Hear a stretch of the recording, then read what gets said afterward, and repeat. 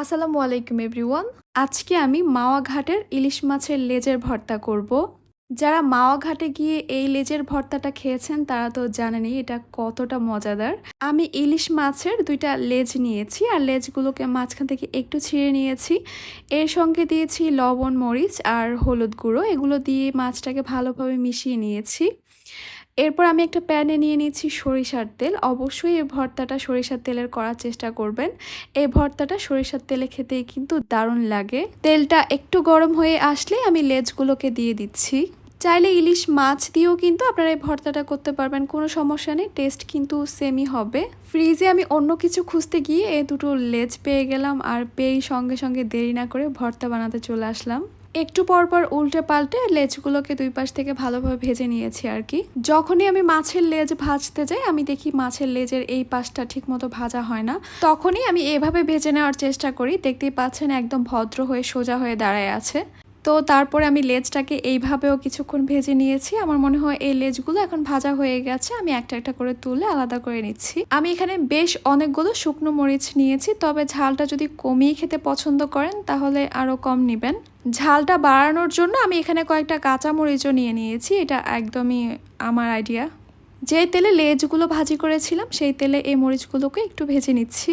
মরিচগুলো কিন্তু একটু মচমচে করে ভাজতে হবে। মরিচগুলো এখন একদম মচমচে ভাজা হয়ে গেছে, এবার আমি এগুলোকে তুলে নিচ্ছি। আর এই যে বাকি তেলটা দেখতে পাচ্ছেন এটা কিন্তু রেখে দিব, এটা আমি ভর্তার সঙ্গে দিব। মাওয়া ঘাটে কিন্তু এই তেলটা দিয়ে ভর্তাটা করা হয়। আচ্ছা, এবার এই লেজগুলো থেকে আমি মাছটা আলাদা করে নিচ্ছি আর এই যে মাছের মধ্যে বড় একটা কাঁটা থাকবে সেটাকে আলাদা করে নিচ্ছি। এরপর এই মাছগুলোকে আমি যেটা করব, একটা হ্যামারে নিয়ে নিচ্ছি। একটা হ্যামারে নিয়ে মাছগুলোকে একটু থেতলে নিচ্ছি, এতে করে কাঁটাগুলো একটু আলাদা হয়ে যাবে, বেছে তুলতে সুবিধে হবে। যাই হোক, এটা খুবই খারাপ একটা আইডিয়া ছিল। আমি নর্মালি বাসায় তৈরি করলে এভাবে করি না, মাছগুলোকে আমি হাত দিয়ে খুঁটে খুঁটে কাঁটাগুলো সরিয়ে ফেলি। কোনো একটা ভিডিওতে আমি দেখছিলাম এভাবে নাকি থেতলিয়ে নিলে কাঁটাগুলো ভাজতে সময় খুব কম লাগে।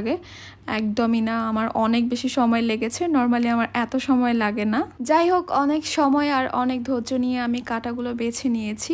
ভালো জিনিস খেতে হলে একটু কষ্ট করতে হয়, ব্যাপার না।